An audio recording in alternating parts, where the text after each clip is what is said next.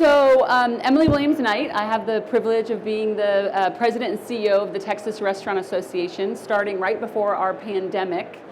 And I'm just going to start, before I let Norman maybe tell a little bit more about himself. I was on a panel on, I think, day 3 with Norman in Houston.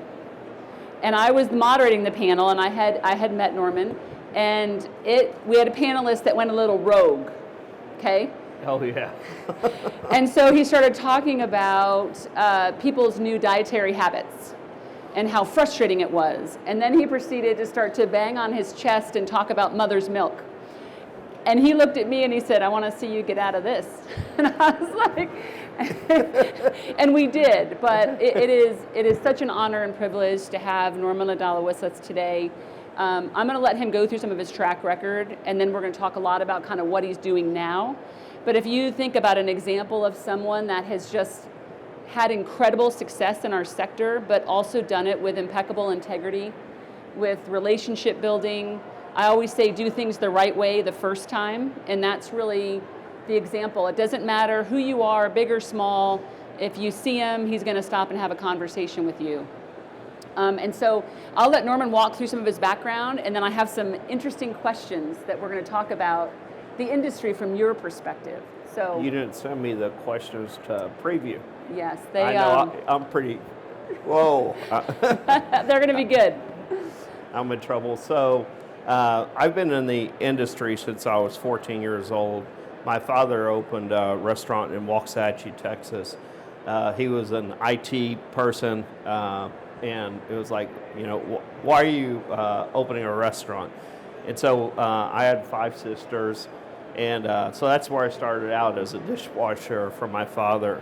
I asked him for a raise because I just bought this 1972 Toyota Corolla John Deere green, and I wanted to paint it because there's no way I would get any dates having a John Deere green car, so I asked him for a raise. He looked at me, he goes, 2 times, he said, "I'll double your salary." I said, "Dad, 2 times nothing is nothing." So he said, "Go find a real job." So going on, I've worked my way up through the industry, and I've been very fortunate in this industry as well. I was over franchising worldwide for Brink International, for Chili's, Macaroni Grill, and On the Border.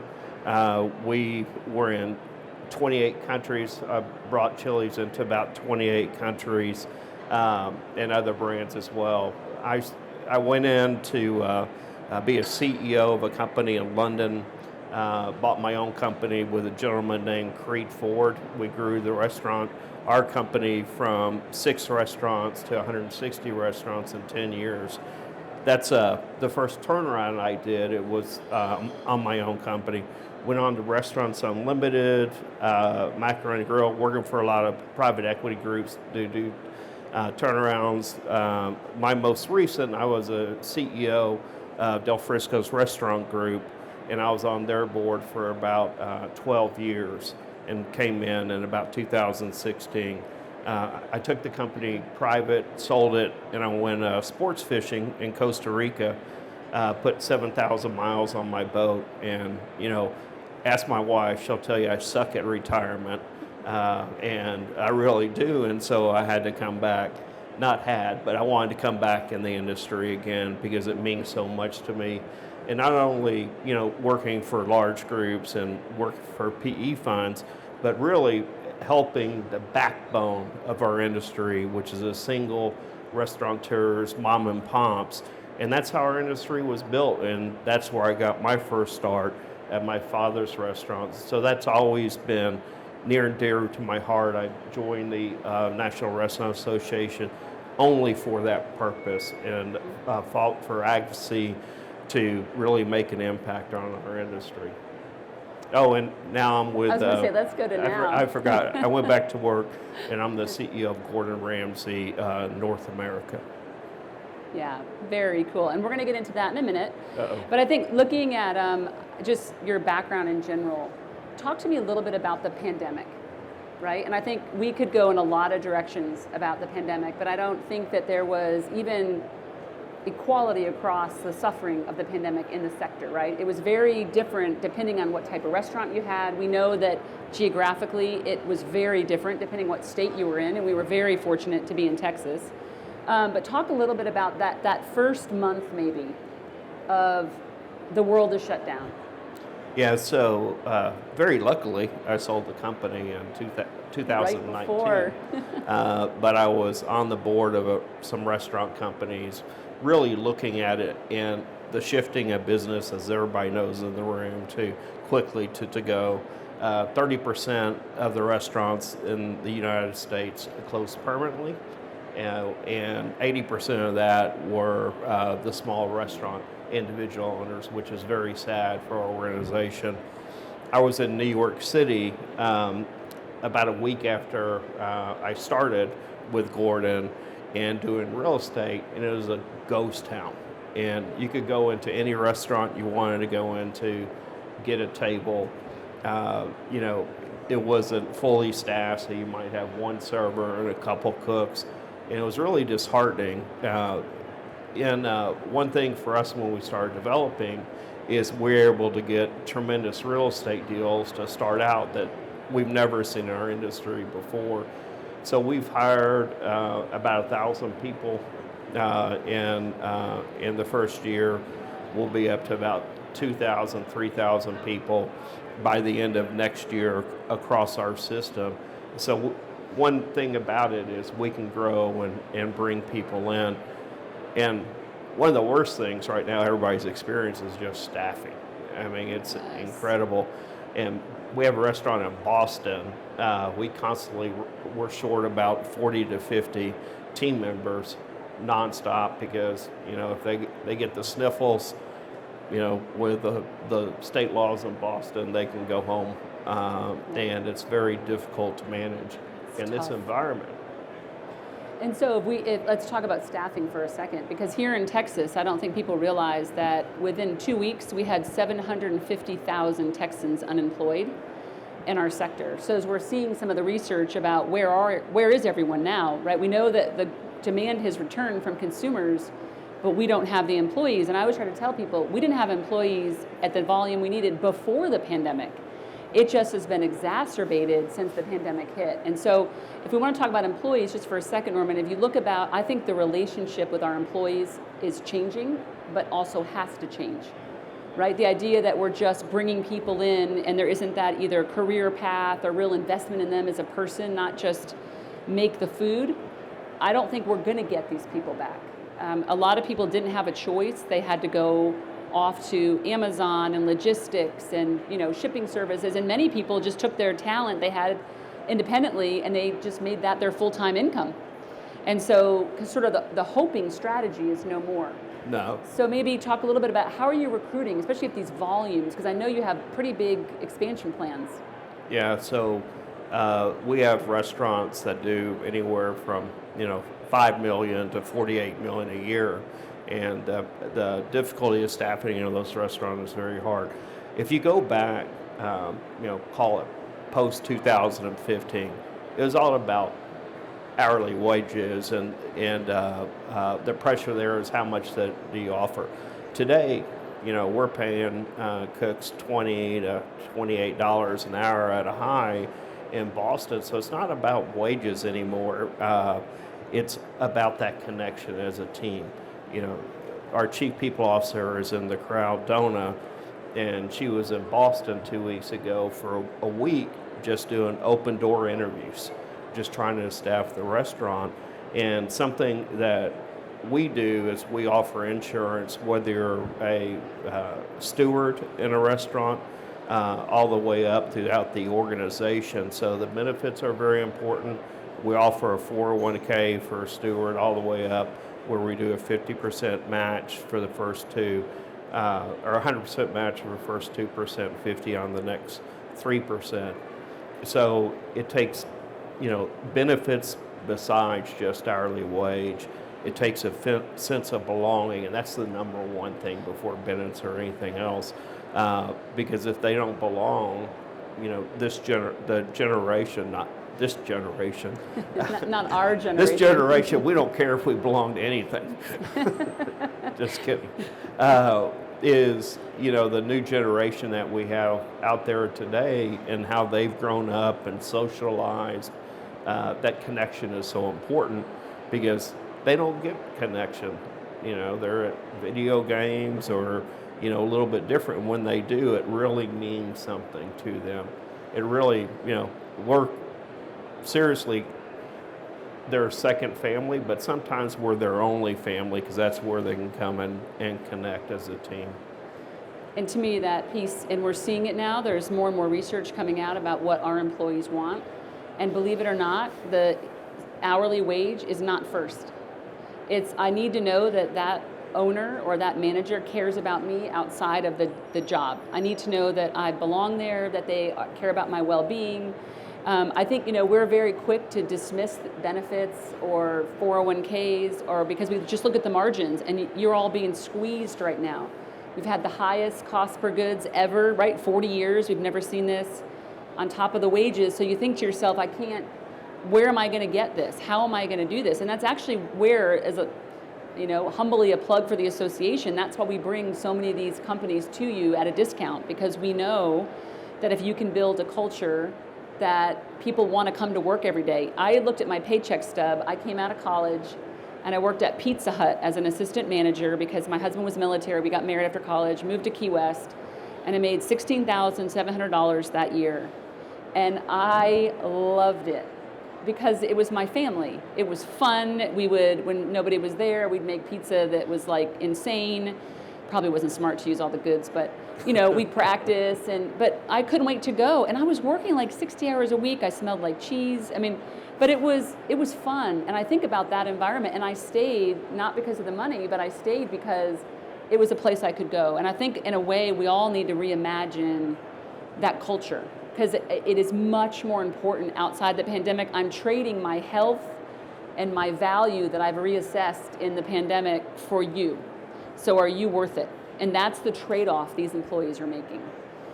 Let's talk a little bit about Vegas. Las Vegas to me is just different, right? It's unique and it doesn't tend to follow the same curves that we maybe see in other places. But you've got quite a few restaurants there. So talk about maybe Caesar, talk about like the business itself there and what you're seeing in a recovery compared to maybe what we're seeing now in some of the limited service that's starting to see a little bit of impact. Yeah, so we have a license agreement with Caesars, and we have 5 restaurants with them in Vegas. We have about 10 restaurants throughout the nation with them, building about 10 more with them right now. And since 2019, we're running 20% over now than what we were doing in 2019. So, and that really started about a year ago is when we started to see that. The hotel occupancy, I was talking with the president in Vegas. The reason why they're not running 100% some days, and it's Monday to Thursday, is they can't get housekeepers, so they have to shut down a third of their rooms to be at 100%. And again, that goes back to staffing. On the weekends, they're 100% booked and at occupancy, and their RevPAR, which is how much everybody spends when they come, is about up 30% as well. So the consumer wants to spend. The conventions are starting to come back too, and that's a big thing. We have a 700-foot restaurant that does $5 million a year. We have the rest of the restaurants we have there, 2 do 20 million, one day will do 32 million, and then the Hell's Kitchen does 48 million. It's one of the top restaurants in the nation.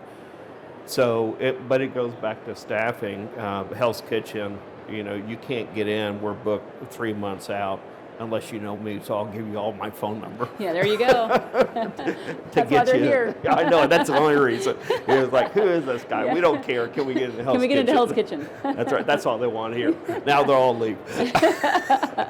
So, it is, Las Vegas is a market like no other in the United States.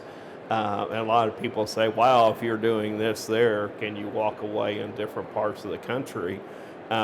We do have high volume restaurants outside of Vegas, but it's a quagmire and how it's done there. So you think about I think a little bit speculation, and I'm not an economist or a restaurant expert, but it feels like we're dividing a little bit. We're going to have the experience, sit down, memorable investment moment, and then we're going to have the go through the triple lane drive through, get my food and go.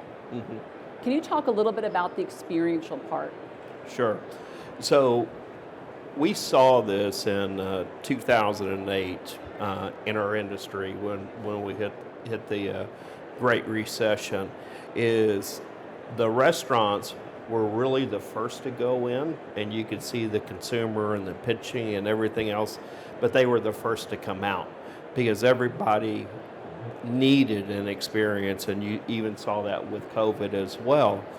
And experiential restaurants, when I talk about those, Gordon Ramsay's restaurants, it's all about the experience within the four wall. The value is what we provide, not the pricing, because that's so important.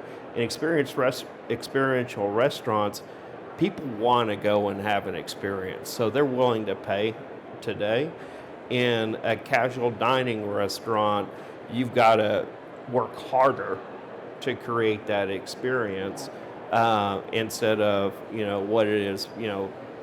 Some industry leaders call it. It's a feed me now, so it's moved from QSR all the way up into casual dining. The single restaurant owner, no matter what segment, they own it, because the experience is you have that owner in the restaurant, and that owner makes a huge difference. As you get into bigger chains and bigger restaurants, everything else you have to create the experience. One thing I think we talked about is, we have three guiding principles. Our vision is Experience Ramsay, and that comes in everything from what he does, what we put on the plate, how we design, but his passion for our industry and passion for food. And we have three guiding principles: the team, the guest, and the shareholders. A lot of people say the guests come first. I disagree with that. The team comes first, because the team is who touches the guest, interacts with that guest. And so again, when you're short-staffed, and you kind of start going through this churn, that's the biggest opportunity of where you lose sales, is because that team doesn't have a connection to the guest. And the shareholder piece, if you take care of the team, then they take care of the guest, you flow money in your company, and you don't go and cut costs. A lot of people go cut costs to save. You can't save your way to success. It's really like the triple bottom line. Yes. I like that. I've used that term. There you go. Since I was 14. I'm going to trademark it. No, just kidding. I already own the patent. Oh, good. Okay. You sell it to me. So technology. If we go out here right now, there are robots running everywhere. We have some of our fast casual even restaurants are testing totally automated kitchens. You go in, they make your burrito bowl.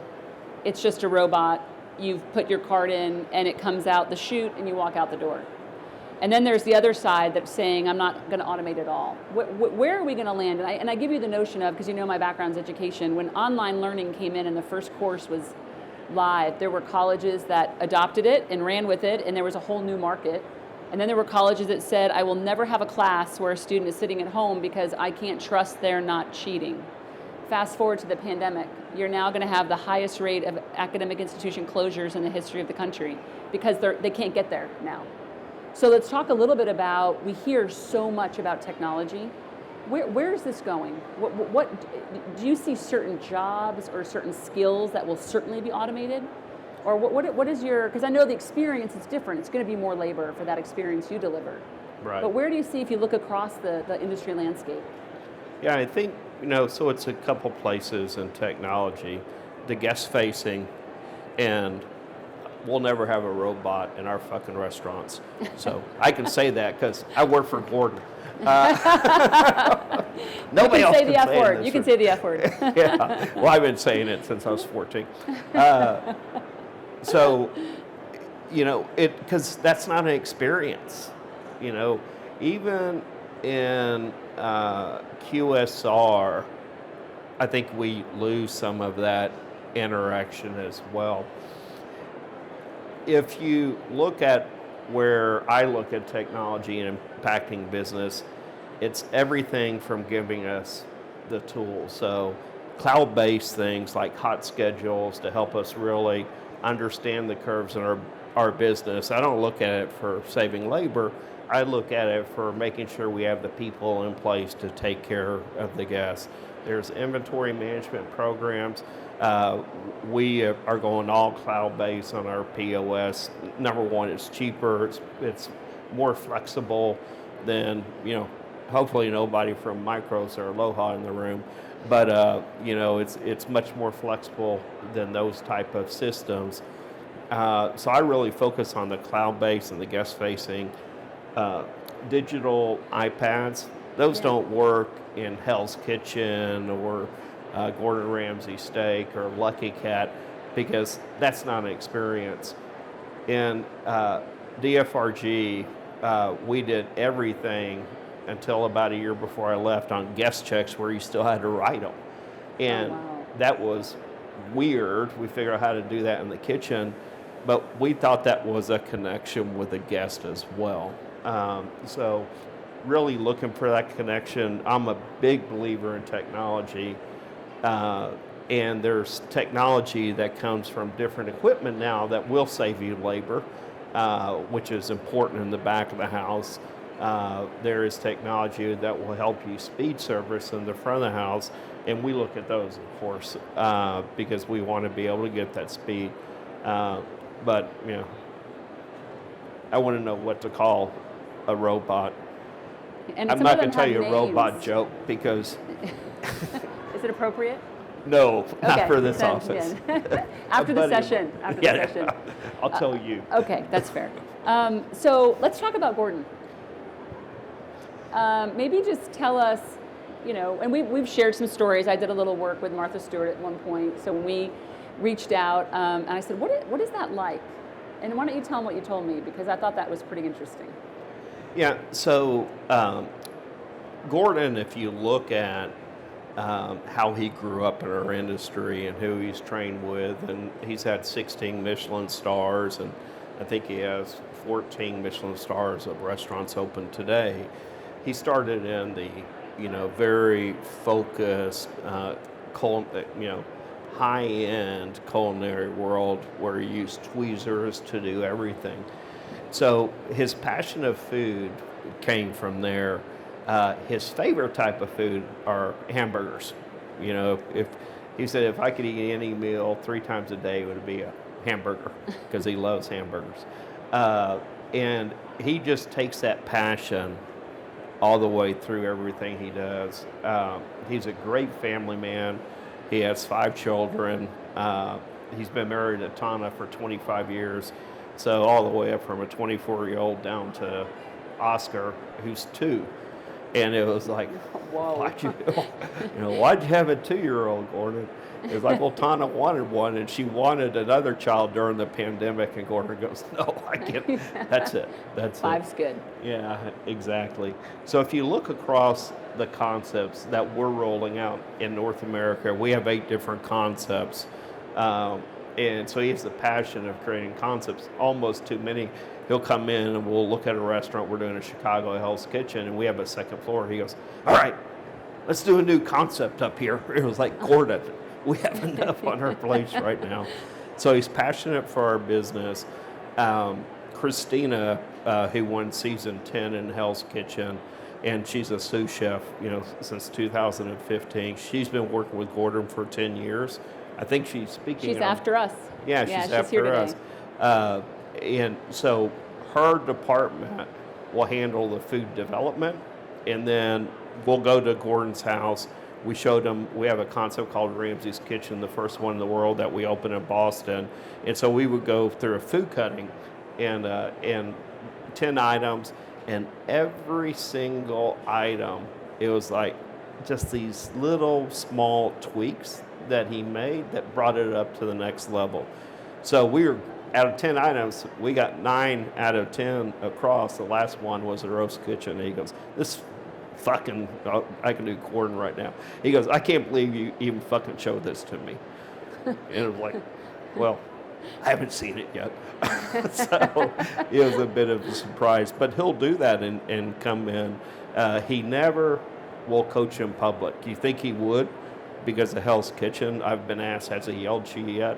In a year and a half. I think I asked you that. Have you gotten yelled at yet? Just once. And then he apologized. He called me 5 minutes later.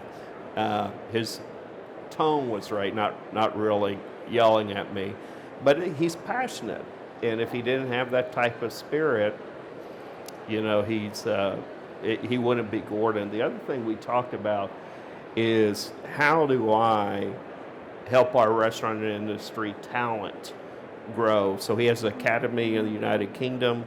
We're going to bring one here because what he wants to do is have a certification and really look at the future of food and new cooking techniques, because some of the colleges, we talked about this, have some of the older techniques and how to bring it to the next level, which is a 3-month, 6-month, 9-month, because of, again, the pace that we need great culinary talent coming through. So he's a big believer in how do we impact the world through education in the culinary segment.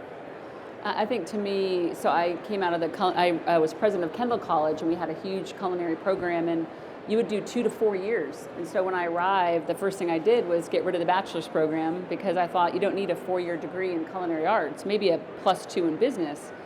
So I think this is where we're so excited, because we have to all accept that the way we train and the way we recruit is going to be totally different. It is going to change. We can't stop it, because all of these young people have seen what has happened to the industry.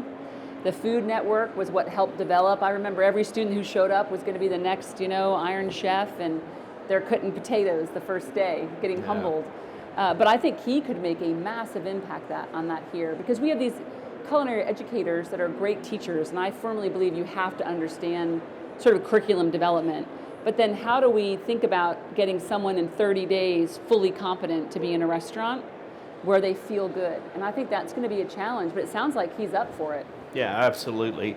And then I was talking to Steve with DCC earlier, and Dallas he's putting College. Dallas College, Dallas College, and he's putting in an apprentice program that we're going to tap into from the culinary side to bring, whether it's a high school student or all the way, college student, or just somebody who just grew up in the industry as a steward, because that's so important for us to, I think it's, when you look at great companies in our industry, 70% of the managers are promoted within, 30% come from the outside to bring new ideas. You have to continue to promote and mentor people. One of my mentors is in the audience, Larry Levine, the founder of Chili's, and you have to have that mentorship. And how do we mentor?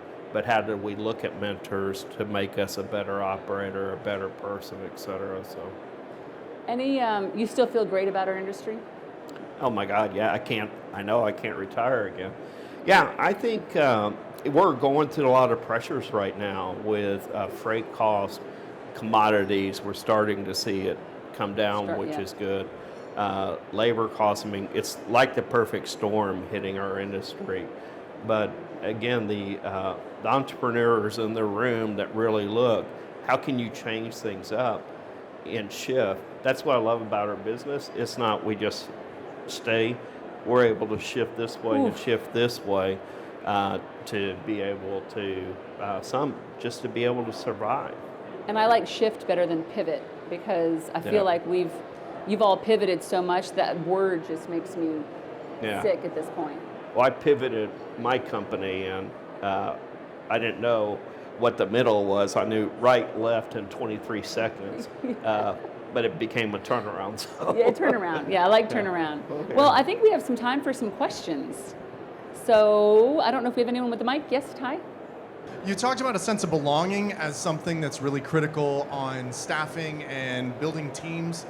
Obviously, you represent what is arguably one of the most abrasive personas, we should say, as far as somebody that comes across as not easy to get along with, but you're still talking about bringing on thousands of staff members. How do you balance that and get people to buy in when there is that, cutthroat, aggressive, very critical, high standards, high expectations? How do you balance getting that buy-in and building teams with that? Well, number one, we don't let Gordon in our restaurants.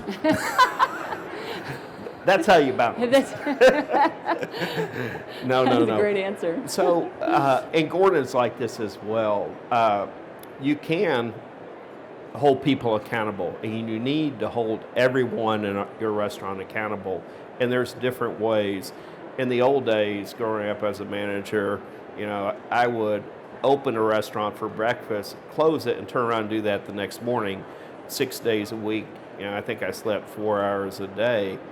And you can't do that to people. And you have to think about that at the same time. You can hold them accountable. That's why we have Experienced Ramsay. We hold our chefs accountable. We hold our managers accountable. We hold our line cooks accountable. And if they miss on a menu item, you get back there side by side and you work with them to fix the menu item. The accountability that we have, and everybody, back house, I'll give an example. No plate leaves the kitchen unless it's 100%. And I remember when I was a cook, when somebody would put a plate back, it would infuriate me. One time I even took a well-done filet and threw it across the dining room and hit a server in his head. That's how bad I hated it.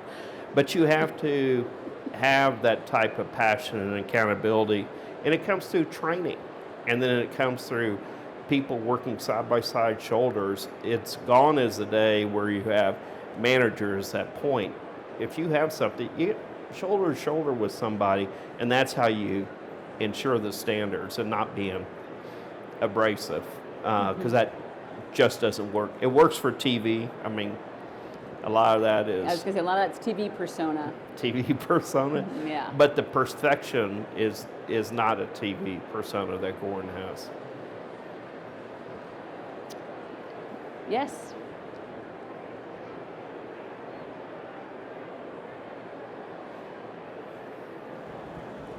Excuse me, dear. Thank you.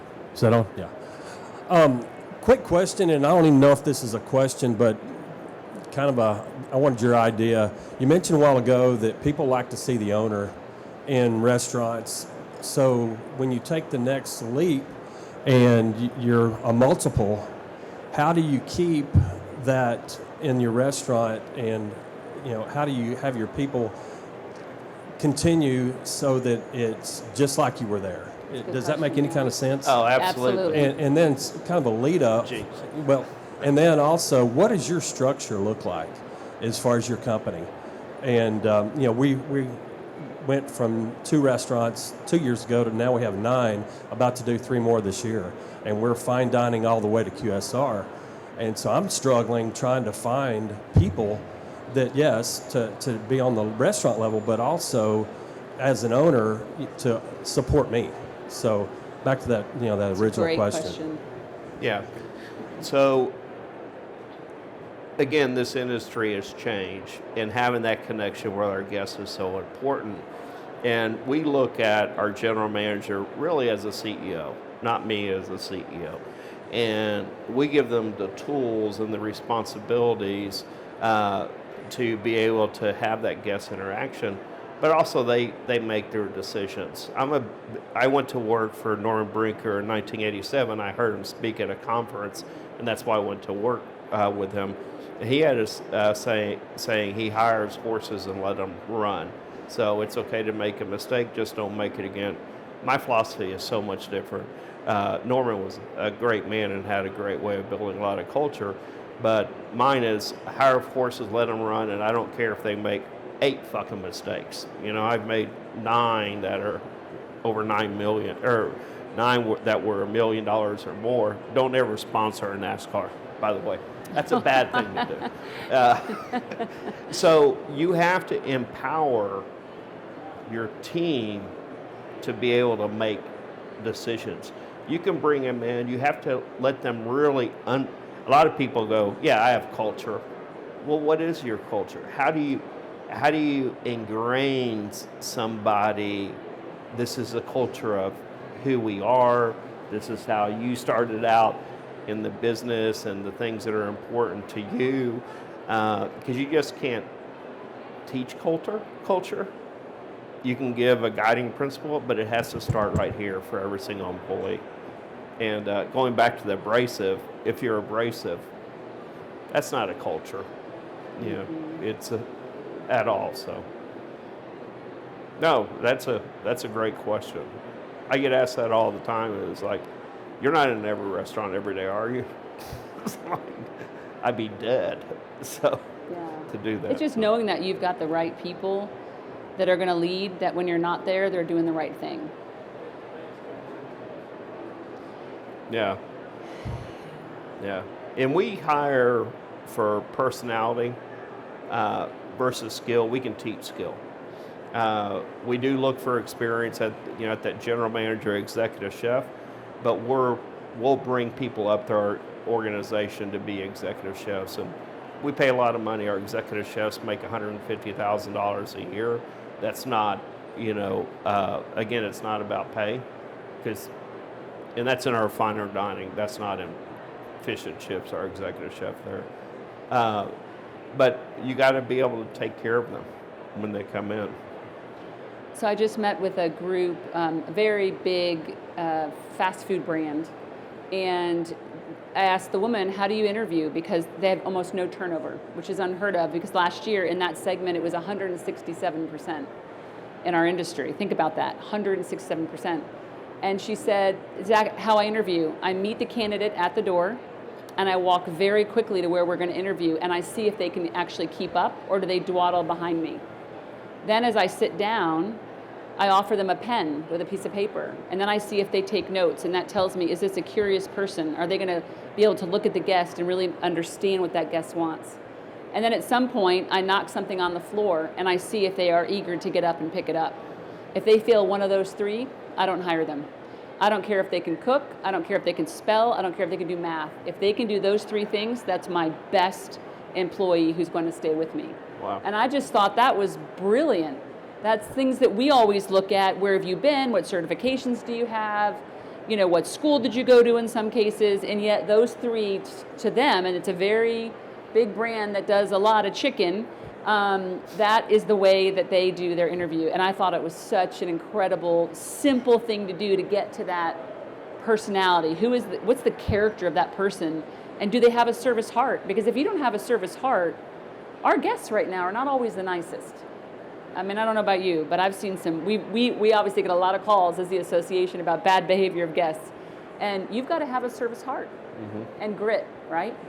Yeah, and flexibility. And very flexible. Right. We have time for one more question.